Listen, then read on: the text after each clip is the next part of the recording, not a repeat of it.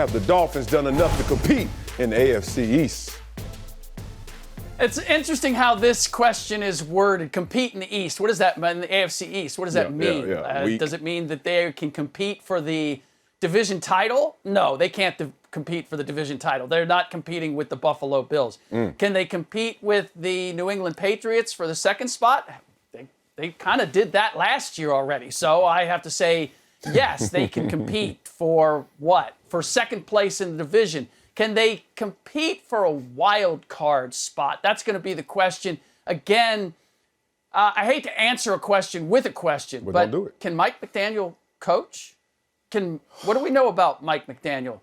We know this, that no matter what kind of talent that you put together, if you don't have the coach that knows how to make it mesh and to fully utilize it, it doesn't matter how much talent you have. Now, I'm sure you guys are going to disagree on this because as a result of acquiring Tyreek Hill alone, the Miami Dolphins should be playing for a Super Bowl because obviously the Kansas City Chiefs' ability to compete for a Super Bowl has been irrevocably changed as a result of losing Tyreek Hill.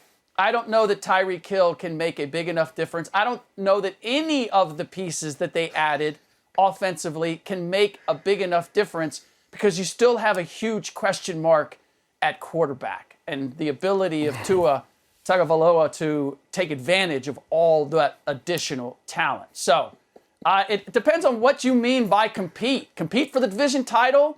Absolutely not. Compete for a playoff spot? Probably not. And anything beyond that, okay, you can have it as a consolation prize. Oh, man, I know what you were doing this morning. I know you prepped for the show, but you also watch Boys in the Hood. You sounded a lot like Trey when he fighting. I'm tired of this. Slick, stop fighting our arguments before we even make them. And you know why you're fighting our arguments? Because they make sense. I have to after the last segment. You know what's coming. You know what's coming. You're saying and you're like, yeah, of course I do. You already showed your hand. It's called logic. It's called rationale. It's like... No, it's called overvaluing Tyreek Hill's impact. What? That's what it is. Man, I'm telling God, Slick, I hate to pull this. You know, someone always like, man, you just don't know. Bro, when you see somebody fast on the field, you should see our meetings the whole week. Coach is tripping. That. You're like, I get that. Coach is tripping. Coach is like, scrap everything we've been doing. We got to change this up. Tyreek Hill is in the building. It's going to have an impact. You have to get him and let me involved. tell you how much of an impact. Don't forget that the Miami Dolphins have won 19 games in the last 2 seasons. So let's not act like this team is that far removed. I think they do have enough to compete in the AFC East. Here's the thing. Buffalo Bills won that division by 2 games last year over the Miami Dolphins, 1 game over the Patriots. Miami Dolphins, though, went 4-2 in that division. 4-2. That means we swept the Jets. Duh. And then they went out there, they swept the Patriots. That was a rookie quarterback, though. But then they had to play those Buffalo Bills twice. And 26-11, okay, whatever. 35 donut, give me the joysticks, get off, go home, kid. So they're that far away from the Buffalo Bills, but hey, right there with the New England Patriots in terms of fighting in this division. And they've made greater moves this offseason than the New England Patriots. So yes, they can compete in this division. When you talk about who Mike McDaniels is, I don't know. I'm just going to tell you what I've heard. That the dude is a run game guru in terms of what he can do for an offense, really stabilizing it and starting with the ground control game, as we saw he did with the 49ers. Led the 49ers did with 6.1 yards per play last year. They led the entire NFL. Who knows what he'll do? But now he has a receiver that can take the top off of defense. He has the most efficient college quarterback in college football history in Tua. So stop sleeping on him. And now he has weapons galore. They shored up the offensive line. They've attacked free agency. I think this team is ready to compete. It's just the Buffalo Bills, they're pretty damn good. They can compete. Rick, we're not picking on you. We're not trying to double team you here, but you have to look. You can bring it. No, you can bring it. I haven't heard anything yet that has me worried about this double team. I'm still going to KD you. Wow. That's next. The number 1 ranked defense, the Buffalo Bills. Take nothing away from them. But when they went home, why did they go home? It was because number 10 put fear in their coaches and made them coach differently than they would coach any other player. Let's talk about that. Talk that. Tyreek Hill catches that dig route, middle of the field. 2-man. Nobody else is splitting that and scoring. Nobody else in the National Football League. 13 seconds left. They get a field goal. If Tyreek Hill is not on the Chiefs, they don't play defense that way. He puts pressure on these coaches. Fear now. They get nervous. They succumb to number 10. We don't want to get beat down the field, so we're going to play this way. Tua threw the ball down the field in college. When he was at Alabama, he threw the ball down the field. I don't know what has happened in the NFL. I don't know if it was the play calling. I don't know what it was. He can throw the ball down the field, and he can throw the ball down the field accurately. He showed us in college. You got Jalen Waddle, you got Tyreek Hill. Push the ball down the field. They short up the Buffalo. You add Von Miller. That's going to help, and you are the number 1 defense. But they have Teron Armstead. They have Raheem Mostert, Chase Edmonds. The Dolphins literally have a 4x1 track team. Give them the anchor leg or give them another leg. They have that on offense. Teams are going to play them differently. Teams are going to be scared.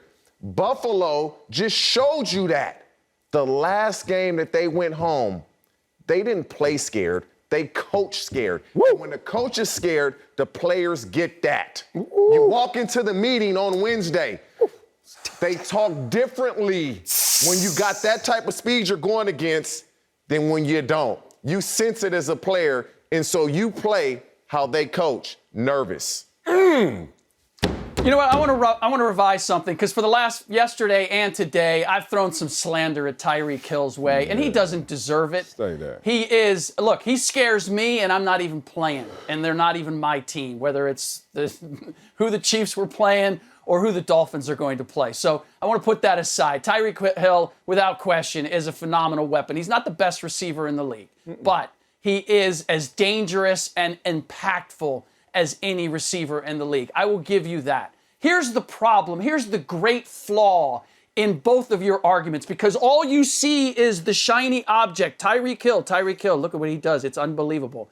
For Tyreek Hill to be an impact, you have to have somebody who can get him the ball. Man, you acting like Tua throwing the ball like you acting like Tua's throwing the ball like me. Get him, TJ. I'm here for it. Smoke. You can tell him that he's got. I'm not questioning Tua's arm strength. I'm questioning his ability to make decisions and the timing. The faster a guy is, the quicker your decisions have to be in terms of hitting him. Okay. Unless you're going over the top. Baby. And you, Marcellus, you know this. No, I don't. You can defend over the top by laying back on make him play over the middle. They can play underneath. All I'm saying is, as good as Tyreek Hill might be, and as impactful as he might be, Marcellus talking as if we're taking the Miami Dolphins from the last couple of years and what they've accomplished, and we're just adding to that. We're adding Tyreek Hill to that equation. Except we don't have Brian Flores as the head coach anymore. Now, if you told me that Brian Flores was still the head coach of the Miami Dolphins, I might be approaching this entire conversation in a different way. He was a little conservative on offense. What? Yeah, exactly. He was really conservative. Defense was great. Yeah. He was a little conservative on offense. Yeah. And that could be the reason Tua didn't perform the way he should have performed. He was conservative. He's a defensive coach. He's conservative on offense.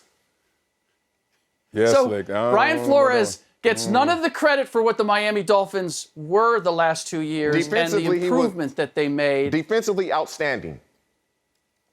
Okay, so Nate Hackett comes in, and now, or Mike McDaniel comes in, and now we're just going to assume that we're going to have the same defense, and he's going to be an offensive wizard with Tua the way that he was with Jimmy Garoppolo. We can take a step back on defense. We're going to take a step forward on offense. I'm okay with that. But we're taking. Okay, so then we're even. Then we're the same team we were last year. No. It's like there's this leap of logic that Tyreek Hill is going to be the solution for all of the Miami Dolphins problems. You still have a problem at quarterback, and you still have an unknown as the head coach. So how is it that Tyreek Hill answers all these problems? They scored 11 points in 2 games versus the Bills last year. 11 in 2 games. You can do math. That's 5.5 each game. They need offense. They will be approached differently. That run game with Mostert and Edmonds is going to open up completely. Tua can play. Okay. Throw in the towel, Slick. Throw in the towel. Will you be honest now? No, I'm not throwing in the towel. I'll throw it in for you. We're talking about 2 different things. No, we're not. We're talking about the same thing. They add up on the field. They are 2 different things in your mind, not on the field. Here is the problem. Here's the problem. You can take Tyreek Hill and you can talk all about what he did with Kansas City.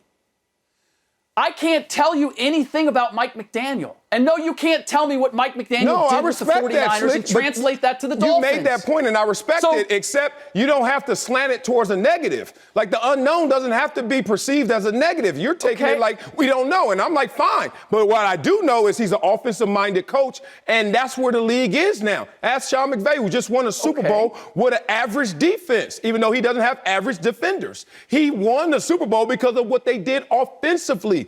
That's where the game is. Why does the unknown have to be a negative? Why can't the unknown be a positive? That's all I'm saying in this situation. They have addressed where they needed help. Offensive line, and they needed some weapons, and then in a running game. All of a sudden, Tua is in Alabama 2.0. This is Alabama 2.0. I'll tell you why a coach who's never been a head coach before doesn't automatically become a positive. Okay. And I'll take the Jacksonville Jaguars as the example of a guy who actually had been a head coach at various times and respected. And respected coming in. Let's use LaFleur. Urban Meyer was supposed to be the answer, and they spent a ton of money adding pieces. And they were supposed to be a completely different team because Urban Meyer was a great head coach, and he was going to change the whole thing. And what happened with the Jacksonville Jaguars?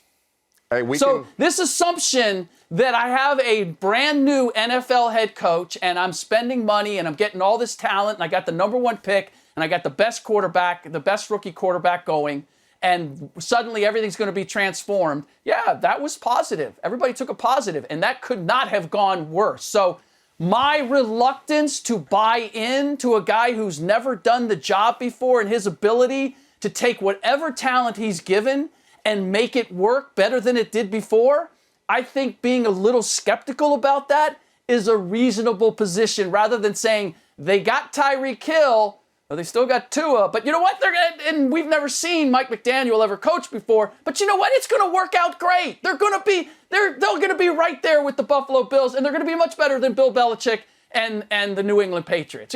I mean, you can take that position. If you guys want to go that way and beat Tony Robbins, have at Rick, it. You know what we can do? just don't want to get anybody's hopes unrealistically high based on some of the holes that remain or the question marks that remain with the Miami Dolphins. So I'm actually trying to be a good guy here. I'm trying to help people not have unrealistic expectations. The unknown can be Urban Meyer in Jacksonville. That's okay. Or you can say the unknown can be Matt LaFleur or Sean McVay. Your choice. Yeah, man, I hate to do it to you, Slick. I mean, look, in our era, when we grew up watching football, it hasn't happened of late as much, but they've been successful, these first-year head coaches. Remember George Seifert, first year, win the Super Bowl. You remember Barry Switzer, came from college, little break, first year, won the Super Bowl. But it hasn't happened of late. But this is interesting. Of the rookie head coaches since 2008, 17 of the 24 new head coaches have made the playoffs in their first year. Interesting right now, if you look at what he's doing in terms of on the paper. And this is where the players really get a lot of their juice in the offseason. Yeah, you're going to work hard to get yourself better, but you also are going to map that on to what the team is doing to get better. And you're like, yo, we got Tyreek Hill. We got Raheem Mostert. Look at the speed. As TJ just said, they got a track team out there. That's going to impose its will because in the game of football, it's a great game of skill. It's a greater game of will. And we all know speed kills.